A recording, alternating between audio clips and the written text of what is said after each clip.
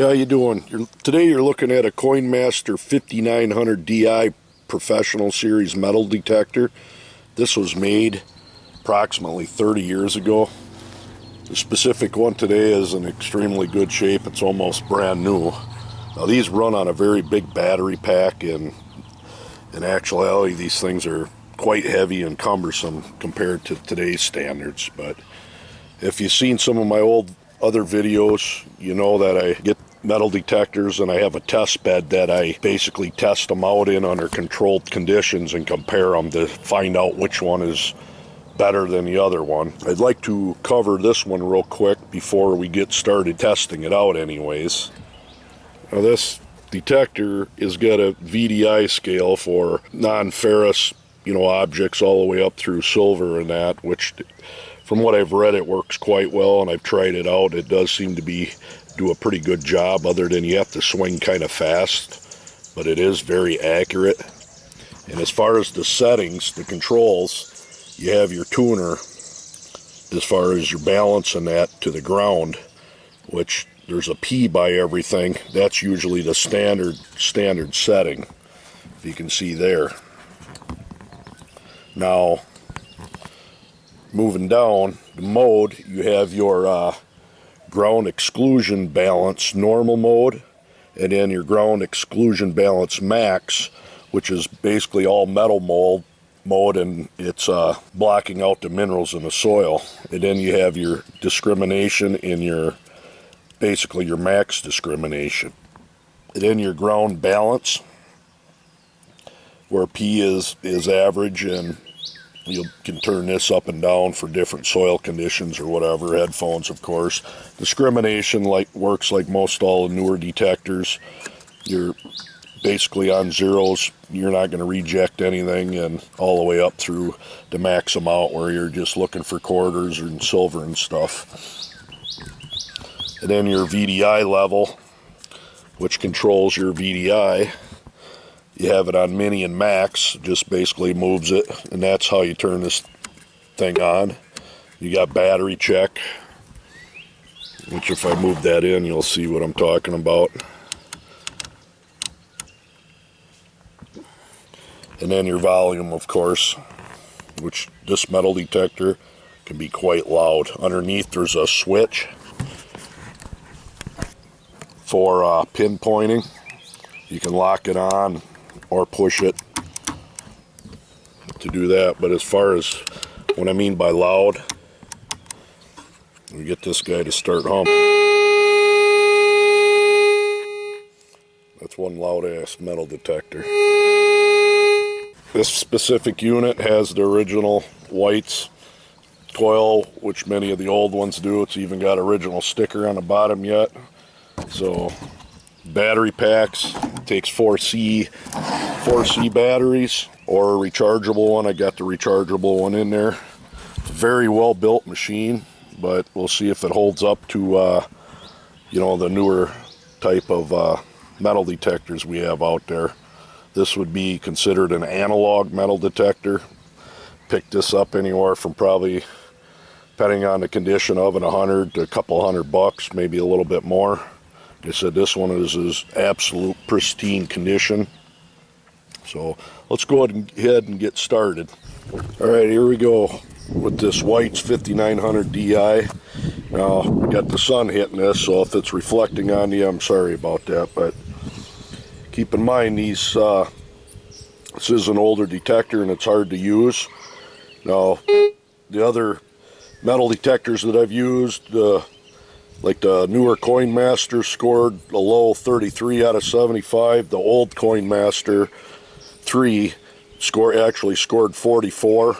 So far that's been my highest scoring machine. That one separated well. But any of the ones I've used have struggled with depth, so hoping that'll shine on this one. But I'm going to tell you right now, usually these other metal detectors for the most part got 5 points for ease of use, and this one's not going to be able to get it because it is a very hard machine to set up and ground balance. So alright, the first test is a Morgan 1883 dollar at 5 inches, and I've got it on regular discrimination. And Get the threshold so you can hear it.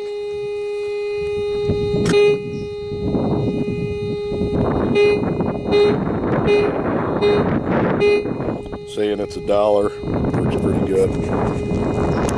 Alright, next test is a nickel at 5 inches.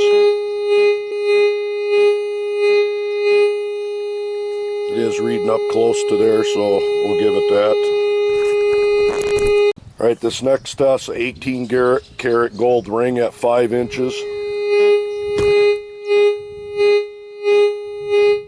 Reading right into gold. It's actually picking it up awesome.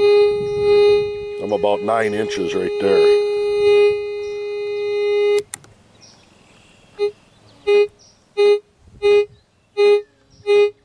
You notice where you click your balance, either high or low can affect it. So if I were to click it pretty high, that's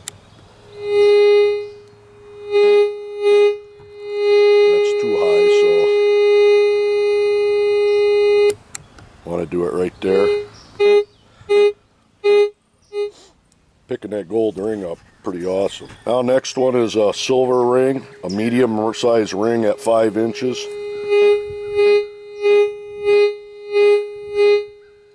It's coming up close into the silver.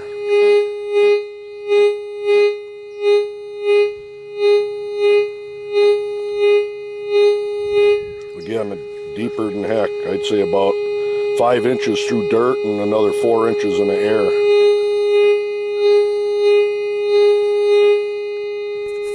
The next test is pretty hard for a lot of metal detectors. It's a dime on end at 5 inches, and then the test after that is a dime laying flat. Got discrimination on to block out anything below dimes.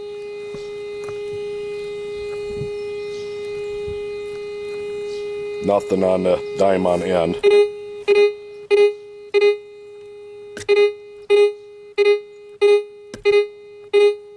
Pretty close to a penny and dime laying flat. Alright, this next test is a dime at 2 inches with 2 rusty nails on either side of it. It's basically a recovery and separation test. Now I have discrimination cranked all the way up on it right now.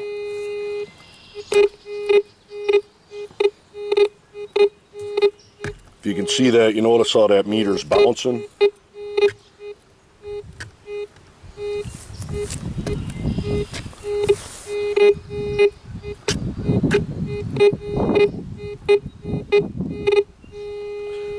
I tell you, I'd be digging that. That's actually pretty good.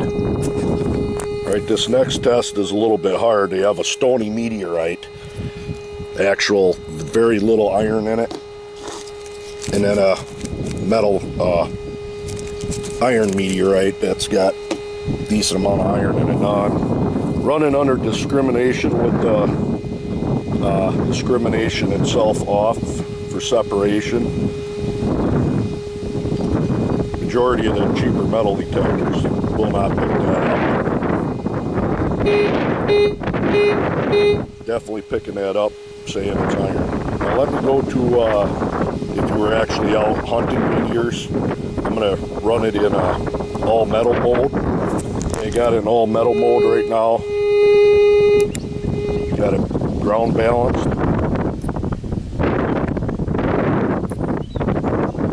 Picking up the stony one very easily. You can hear that. There is a very faint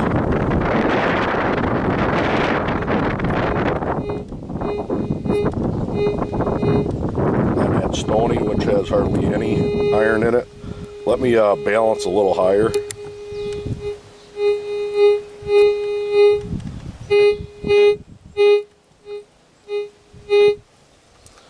Pretty good, actually. Alright, next one is a bottle cap at 4.5 inches. This is where quite a few metal detectors struggle for straight separating that out. I got discrimination turned all the way up.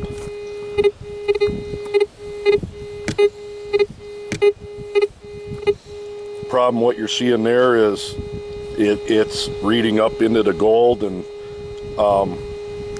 breaking up a little bit, so it could possibly be a quarter or something with iron around it, so you end up digging it.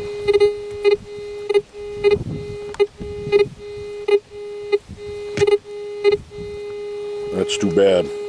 Just lost quite a few points on that. Next test is 2 pop tabs with a quarter in the middle of it. The quarter is 4.5 inches deep, and the pop tabs are about 1 inch on either side of the quarter. This will be another recovery and separation test. I got discrimination turned all the way up.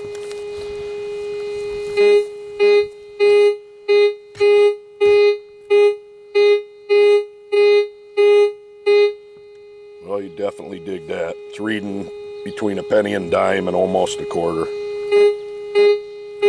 Actually picking it up quite good. Next test is a 25-cent piece with a rusty nail on top of it. This is buried 4.5 inches. Another recovery test.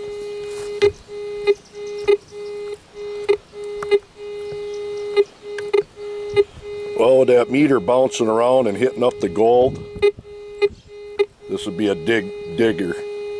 And just like with that bottle cap, you don't know what you're going to get, but you'd find this quarter if you dug it.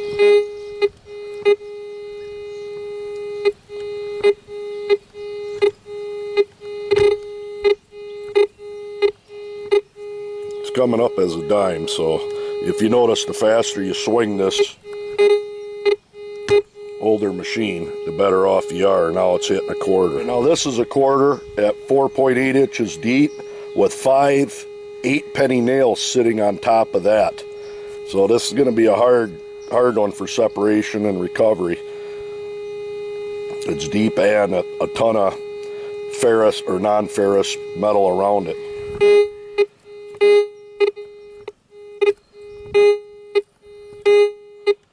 Definitely dig that. That's I got discrimination turned all the way up. It's reading it's a quarter. Alright, I got the TR discrimination on now and separating out up through nickels. In this next test is a dime at 7 inches and a quarter at 7 inches.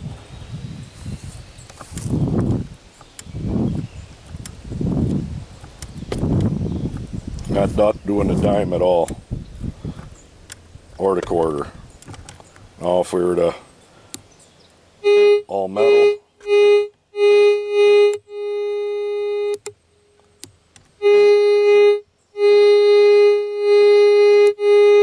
see it's bouncing up the gauge, the VDI meter. So they're there, but it's not picking. Got discrimination off. It is hitting a dime at 7 inches. And you can hear the quarter. Now if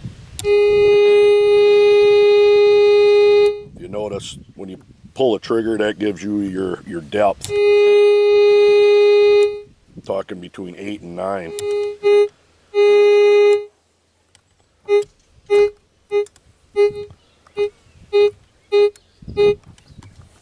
So if a person learned this machine and a very faint sound like that, even though your VDI meter is not going up saying it's what it is, if you notice it's showing a very deep target.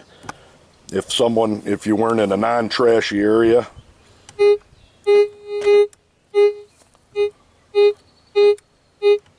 there's a chance you'd want to dig that. I mean, you're talking up to 9 inches. The next one is a quarter at 8.5 inches. I got the max discrimination setting on, but I'm not discriminating out for any coins. Same as the 7-inch ones.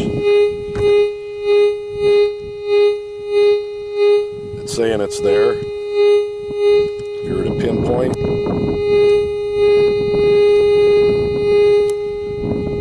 it's reading up to over 9 inches, so that's it's one of them. Do I dig it or not? You don't know what it is really till you got down farther, and it'd be a hit and miss, so it's worth a couple points anyways.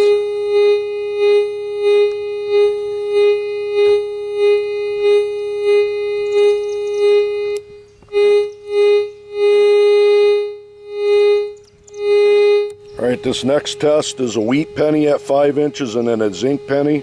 We'll see if we notice any difference.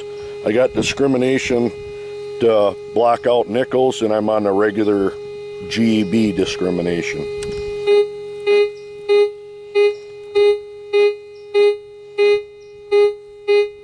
It's reading between gold and a penny and a dime.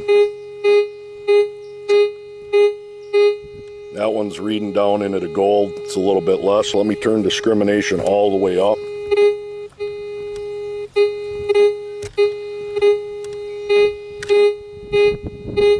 Okay, you can definitely tell a difference between a copper penny and a zinc penny when you got discrimination cranked all the way up, blocking everything out but silver and copper. That's the zinc. That's the wheat.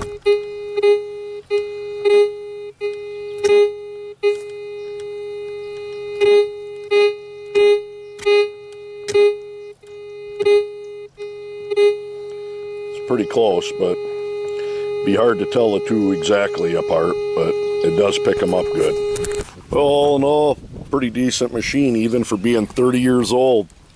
It has pretty darn good depth, as you saw there. As far as bottle caps, that hurt it. You can't really tell the difference between a bottle cap and a quarter when it's buried underground. It lost a whole 5 points there, but total score is 45 out of 75, which beat out the Coinmaster 3 that I had put on. It beats out the Ace Garrett 350, and that's with losing literally 4 points for ease of use. It only got 1 out of 5 for that. This is a hard metal detector to understand and learn, but once you do learn it, it is pretty good. As far as you got your, like I said before, your GB norm and max and stuff, but you have to ground balance this all the time, and once you get to learn it, it is pretty good detector. And it, like between the bottle cap and no points for that, and the ease of use, only 1 point, it still scored a 45. And as far as a relic machine, this is pretty darn good. I got a little tiny button here that I found, and I don't even have the threshold turned up on it right now.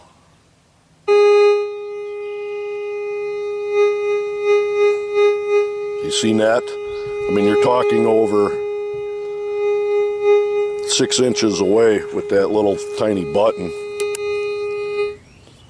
But all in all, pretty good for a 30-year-old machine. So go ahead and subscribe if you haven't already. I'll be putting many more videos on through the course of time on different metal detectors and what you can expect on them. I would take an awful long time to go into depth on how to, run this metal detector, but